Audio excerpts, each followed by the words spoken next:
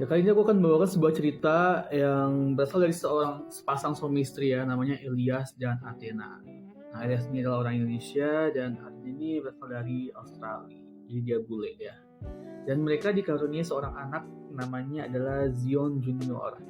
Nah, Elias sendiri itu mempunyai masalah yaitu disfungsi ereksi. Nah, dalam pernikahannya itu karena masalahnya dia ini hubungan pernikahannya itu mulai kayak diuji gitu, sehingga mengalami sebuah gonjang-ganjing dalam rumah tangga.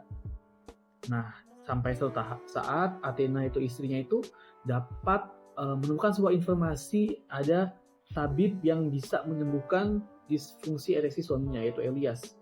Nah, ini tabib ini menyuruh jadi Athena ini nyuruh Elias untuk datang ke tabib tersebut. Dan saat Elias datang ke tabib tersebut, Elias ceritakan keluh kesahnya, permasalahannya apa, dan di situ tabib nggak kasih ramuan atau sesuatu untuk diminum ya pada Elias, tapi tabib menyuruh untuk membakar semua barang-barang yang berkaitan dengan kehidupan lamanya dia. Nah, saat semua barang-barangnya dia bakar, dia lihat asapnya yang naik. Di situ Elias nangis dan dia menyaksikan bahwa barang-barangnya atau semua kehidupan lamanya sudah dibakar habis, dan saat itu disfungsi ereksinya itu sembuh. Dan di sini dia tahu bahwa laboratorium yang paling penting itu adalah hati, dan antivirus yang paling ampuh adalah kejujuran dan cinta. Jadi disfungsi ereksinya Elias ini hilang bukan karena obat, tapi karena pelepasannya dia secara psikologis. 3 tahun kemudian ada seseorang berkabar kepada Elias bahwa tabib yang pernah menyembuhkan dia itu sudah meninggal.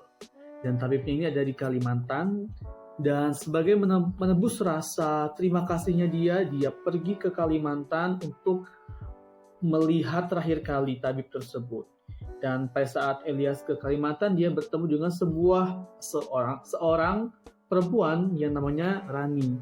Nah, Rani ini adalah anak dari tabib yang telah meninggal itu. Nah, terus Elias tuh lihat kondisi kliniknya itu udah mulai sepi.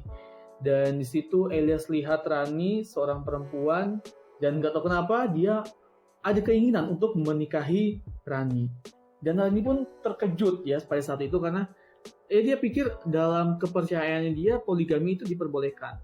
Tapi ini kondisinya terlalu mendadak dan Rani shock saat itu. Namun rencana pernikahannya ini itu ternyata disetujui oleh Athena yang adalah istri pertamanya Elias. Nah, Athena setuju, tapi ada persyaratan, yaitu Elias harus mengunjungi per 3 bulan. Jadi 3 bulan ke istri pertama yaitu di Australia sama Athena, terus 3 bulan ke istri kedua yaitu Rani di Kalimantan. Dan pernikahannya pun harus tercatat di Australia maupun di Indonesia. Jadi kalau pada saat Elias ke Australia, dia menjadi ayah yang lembut bagi anak, menjadi seorang bapak. Tapi pada saat dia ke Kalimantan, dia menjadi suami yang berbakti kepada istrinya itu Rani, istri kedua. Beberapa tahun kemudian Elias tinggal di Kalimantan dengan istrinya itu Rani. Terus dia itu satu saat dia merasa sakit, demam, menggigil. Terus dia panggil Rani duduk bersama. Terus Elias bilang ke Rani, dia menceritakan masalah hidupnya. Dia bilang ke Rani kalau dia itu sayang ke Rani. Terus dia minta tolong bilangkan ke Athena juga bahwa dia juga sayang ke Athena. Dia sangat berterima kasih dia sudah mendapatkan cinta yang tulus dari Athena, yaitu istri pertama, dan juga dari Rani, istri kedua. Nah, terus kemudian beberapa jam kemudian Elias itu meninggal karena terkena virus. Nah, setelah kepeninggalannya Elias, kemudian Athena mendapatkan kabar, kemudian dia datang ke Kalimantan untuk mengurus pemakamannya. Dan di saat itu mereka berdua ya, janda dari Kalimantan dan janda bule, mereka bekerja sama untuk melanjutkan hidup mereka masing-masing. Nah, di sini setelah kematian Elias, mereka hidup masing-masing ya, Rani dengan Athena ke kehidupannya mereka masing-masing. Apakah cerita selesai? Enggak, teman-teman. Di sini plot twist-nya. Ternyata kematiannya Elias itu sudah direncanakan. Yang rencanakan siapa? Elias sendiri. Dan yang lebih membagongkan adalah ternyata Elias itu nggak mati. Elias benar, kalian nggak salah dengar, Elias itu nggak mati. Dia merencanakan kematiannya. Dia itu apa ya? Di situ dia minum sebuah pil atau formula, nama itu adalah agent cryptobiosis. Nah, itu adalah sebuah formula untuk memperlambat fungsi tubuh. Jadi seolah-olah orang yang minum itu bisa mati tanpa merusak otak. Nah, kenapa Elias melakukan ini? Ini dia lakukan ini supaya dia melarikan diri dari konflik-konflik kehidupan yang ada. Jadi Elia itu kerjasama dengan temannya yang bernama Dion. Jadi pada saat Rina atau Randlah itu dengan Athena itu mengurus pemakamannya Elias, itu pada saat itu Dion datang ke kuburannya Elias untuk menggali kuburan tersebut dan mengambil Elias dan membawa Elias ke sebuah laboratorium yang ada di Jogja. Terus di laboratorium itu Elias dikasih kayak kejutan listrik gitu sampai akhirnya Elias bisa hidup kembali. Nah, pada saat Elias hidup, dia mau melanjutkan kehidupan yang baru dengan mengganti identitasnya. Dari Elias, dia mengganti namanya dia ke Dr. Adrian Bima.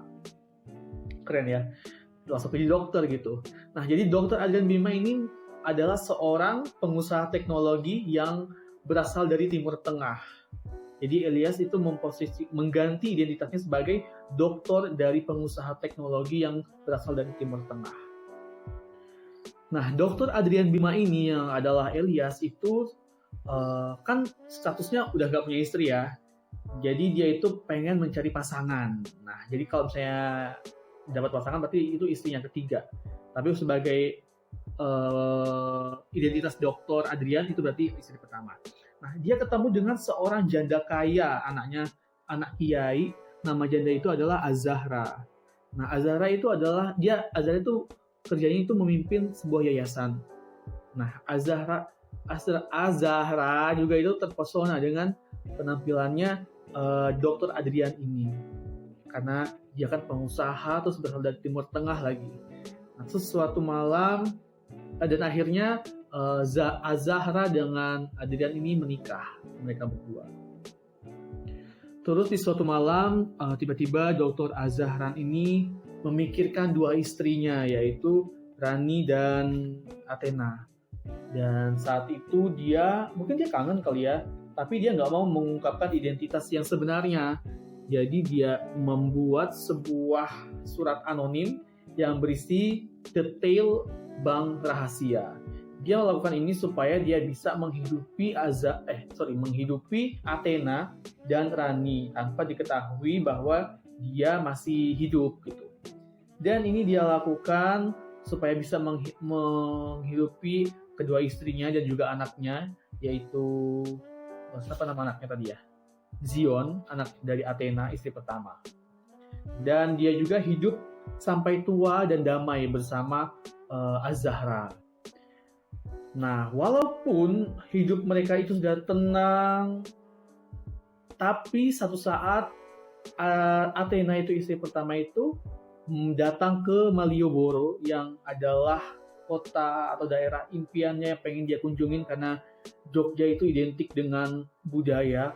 Terus kalau misalnya kalian tahu kalau mau datang ke Jogja itu adalah Jogja itu adalah kota yang bikin kangen gitu. Kalau misalnya kalian pernah datang ke Jogja, itu pasti kangen pengen balik lagi. Nah, itu yang membuat Athena suka mau datang ke Jogja. Nah, pada saat dia datang ke Malioboro, dia jalan-jalan, terus dia lihat dari jauh ada seseorang laki-laki yang pakai baju batik bagus. Terus dia lihat rahangnya, dia lihat mukanya, kayaknya dia kenal laki-laki ini. Dan dia lihat dari jauh kayaknya ini Elias. suaminya sudah meninggal. Dan dia terkejut dong. Terus dia coba panggil Elias. Tapi Elias itu nggak dengar Athena manggil. Nah, habis itu Athena itu bertekad untuk menyelidiki siapa laki-laki tersebut. Dan setelah diselidiki, ternyata laki-laki tersebut itu adalah Dr. Adnan Bima, menantu dari seorang kiai. Nah, di situ besok harinya Athena nyamar jadi calon investor yayasannya kiai tersebut, dan ada janji temu dengan pimpinan proyeknya. Dan pimpinan proyeknya itu adalah Dr. Adrian Bima. Terus saat bincang-bincang dengan Athena dengan Dr. Adrian, Athena tuh melihat ada bekas luka di tangannya Adrian, dan bekas luka di tangannya itu sama persis dengan bekas luka tangannya Elias, mantan suaminya. Nah, di situ pada saat mereka berbicara, Elias menyampaikan presentasi, dia mengucapkan istilah teknis yang hanya diketahui oleh Elias dan Athena saat itu. Kemudian Athena ngomong, terus Athena saat itu bilang ke Elias, menarik ya, kamu pakai frasa kriptobiosis data sinkronis, yaitu adalah frasa yang hanya dia dan suaminya yang tahu, yaitu Elias. Dan saat itu Elias panik, identitasnya udah diketahui oleh Athena, dan Elias bisik ke Athena, bagaimana kamu bisa nemuin aku? Di situ akhirnya mereka berdua bertemu. Elias atau Dr.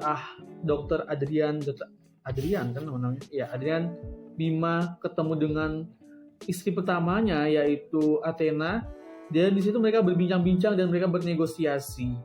Terus Elias itu menjelaskan kenapa motifnya dia melakukan penyamaran tersebut, kenapa dia melakukan pemalsuan kematiannya. Di situ Athena juga menjelaskan kondisinya dia saat ini. Dan saat itu Athena kasih 2 pilihan kepada Elias. Yang pertama, itu membatalkan identitas Dr. Adrian Bima dan mereka berdua itu hilang bersama-sama. Atau kedua, menikahi Athena sebagai istri keduanya Dr. Adrian. Dengan syarat Athena tetap menjaga kerahasiaannya Elias.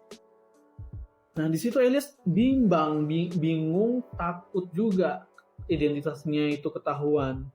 Dan akhirnya dia memutuskan untuk Elias dan Athena menikah sirih di Jogja. Dan tanpa sepengetahuan Azahra, istri sahnya Dr. Adrian Bima ini. Dan di sini di kehidupannya ini dia bisa dibilang punya 3 istri ya. Istri sah yaitu Azahra sebagai Dr. Adrian ya. Istri sahnya itu adalah Azahra. Itu dia di Jawa, lokasinya yang memberikan Adrian atau Elias ini status sosial. Terus istri kedua itu istri sirinya Dr. Adrian, yaitu Athena, yang adalah istri pertamanya waktu saat dia menjadi Elias ya. Itu dia di Sydney, Athena di Sydney, dan mereka berdua itu berbagi rahasia agen kriptobiosis. Nah, terus yang ketiga adalah mantan istri, yaitu Rani yang masih tinggal di Kalimantan, yang ia jaga dari kejauhan. Jadi di sini tuh posisinya Elias itu seperti bisa dibilang hantu ya, hantu yang paling bahagia gitu, karena kematian Elias Haryanto ini itu adalah kelahiran sempurna dari identitas yang bernama Dr. Adrian Bima, dan Elias kini sudah punya segalanya.